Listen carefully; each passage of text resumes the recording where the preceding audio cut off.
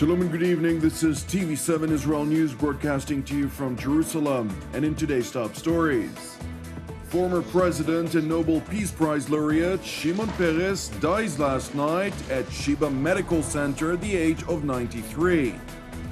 Turkish Foreign Minister Mevlut Cavusoglu warns the United States that cooperation with the Syrian Kurdish YPG militia in a potential offensive to retake the Islamic State-controlled city of Raqqa would endanger the future of Syria.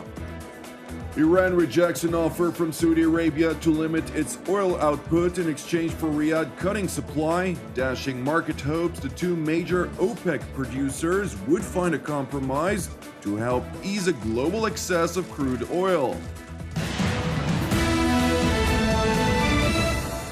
Former President and Nobel Peace Prize laureate Shimon Peres died last night at the Sheba Medical Center at the age of 93. Today, with deep sorrow, we bid farewell to our beloved father, the 9th President of Israel, Shimon Peres. He was one of the founding fathers of the State of Israel and served our people before we even had a country of our own. He worked tirelessly for Israel from the very first day of the state to the last day of his life. Our father's legacy has always been the future. Look to tomorrow.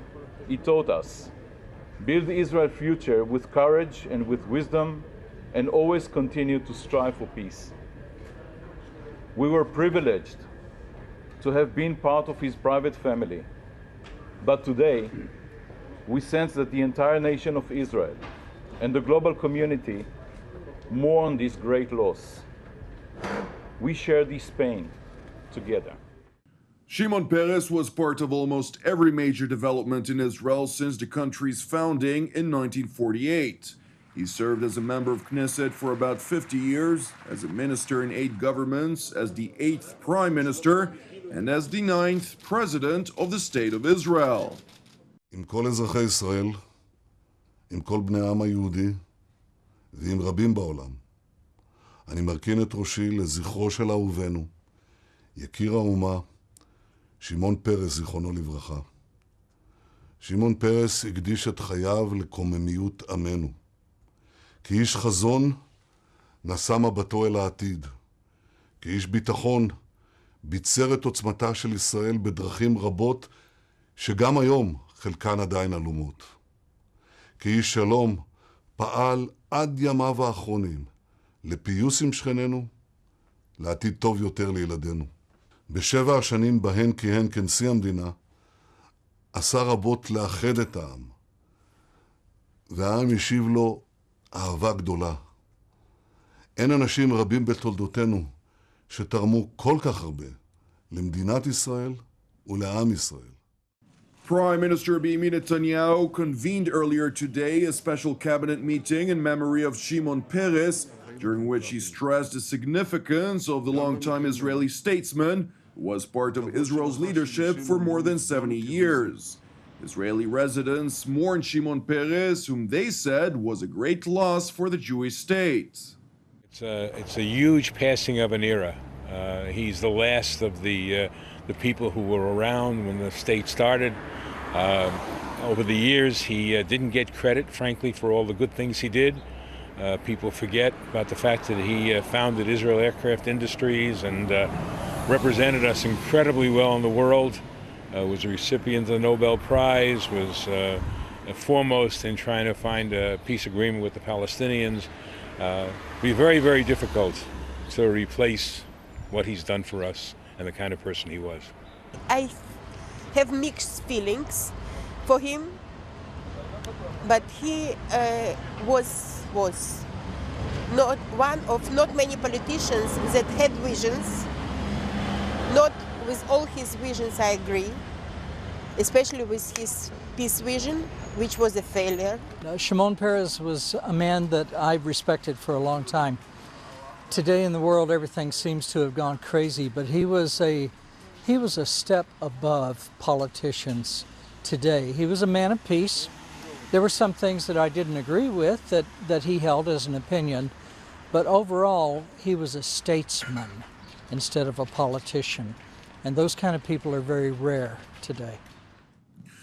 Leaders around the world eulogized Peres for his life's work, with many of them announcing they will attend the funeral of the former Israeli president scheduled for Friday, including President Barack Obama, Pope Francis, and many others. Now to the ongoing conflict in Israel's northern neighbor. Turkish Foreign Minister Mevlut Cavusoglu said that cooperating with the Syrian Kurdish YPG militia in a potential offensive to retake the Islamic State-controlled city of Raqqa would endanger the future of Syria.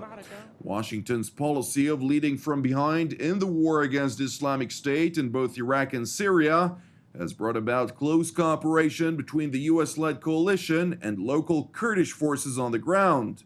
Turkey views the YPG in northern Syria, however, as a hostile force with deep links to Kurdish militants who have fought a 3-decade insurgency on Turkish soil. Cavusoglu said during a joint press conference with his British counterpart Boris Johnson in Ankara that some YPG militants still remain in the Syrian border town of Manbij, west of the Euphrates River, despite Ankara's repeated warnings that they should withdraw and American assurances to that end. The Turkish top diplomat criticized Washington's cooperation with the Kurdish group, while asserting that the United States was unable to control them. Raqqa veya diğer operasyonlarda YPG'lilerle işbirliği yapmak esasen Suriye'nin geleceğinde riske atmak demektir.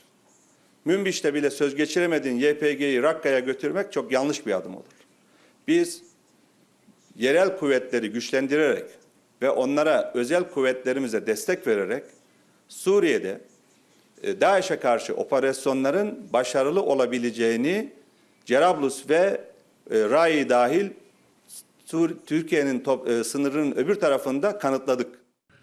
Cavusoglu also said that Turkey, which launched a military incursion to drive Islamic State militants off its borders about a month ago, had demonstrated that the strategy of supporting local groups could be successful and that this approach could be used in Raqqa or even a planned operation to retake the Iraqi city of Mosul, but urged the West to cease cooperation with the Kurdish groups in Syria and reconsider closer cooperation with what the Turkish foreign minister said were moderate forces. Now to another matter, Iran rejected an offer by Saudi Arabia to limit its oil output in exchange for Riyadh cutting supply, dashing market hopes that two major OPEC producers would find a compromise this week to help ease a global excess of crude oil. Saudi Arabia's energy minister said, however, that the mood at the International Energy Forum was generally positive, as members of the Organization of the Petroleum Exporting Countries, OPEC, met in Algiers to discuss stabilizing oil markets. An oversupply of oil has more than halved prices since 2014 and prompted OPEC ministers and non-member Russia to seek a market rebalancing. Yet differences between the two regional rivals, Saudi Arabia and Iran, remain. Saudi and Iranian economies depend heavily on oil, but Iran is seeing the pressure easing as it emerges from years of sanctions. Riyadh, on the other hand, faces a second year of record budget deficits and is being forced to cut the salaries of government employees. A deal has also been complicated by acute political rivalry between Iran and Saudi Arabia, which are fighting several proxy wars in the Middle East, including in Syria and Yemen. Thank you for watching us. Praying for the peace of Israel and the peace of Jerusalem. I'm Jonathan Essa, and have an Erev Tov, and we will see you again tomorrow at the same time.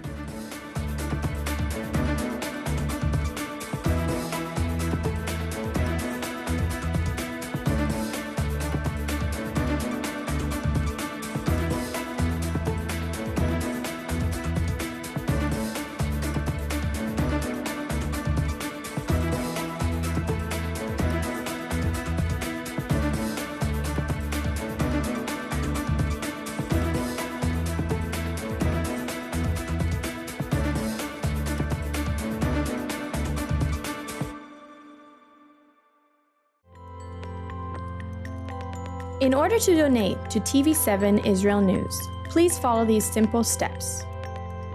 First, press the Donate logo located at the bottom left side of TV7 Israel News Facebook page, or on the Donate tab at the head of the page. Then insert the amount you'd like to donate, and fill in your credit card information. Just like this. And press Review Donation and continue. After reviewing your donation details, please press Donate to finalize your donation. That's it! Your donation is now complete, and an email with your donation details has been sent to your email address. You can also print your donation receipt by pressing the link here. Thank you for supporting TV7 Israel News.